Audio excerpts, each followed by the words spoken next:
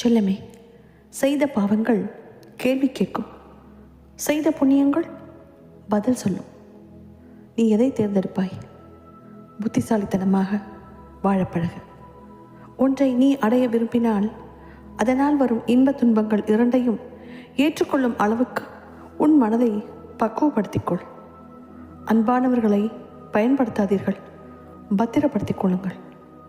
உன்னை கவலைப்படுத்தும் அளவிற்கு ஒருவனுக்கு துணிச்சல் இருந்தால் அதையும் தாண்டி மகிழ்ச்சியாக இருக்கும் அளவிற்கு உன்னிடம் தைரியம் இருக்க வேண்டும். தானாக தவறை உணராத எவரையும் நாம திருத்திவிட முடியாது. அப்படி முயற்சிப்பது கல்லிடம் கதை சொல்வதற்கு சமமாகும். பெருந்தன்மை என்பது உங்களால் முடிந்ததை விட அதிகமாக கொடுப்பது.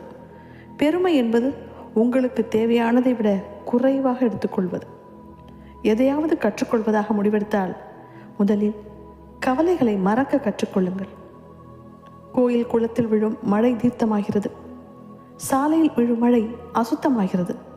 அதுபோலத்தான் நாம் சேரும் இடம் பொறுத்தே நமது தரமும். நல்லதே நடக்கும்.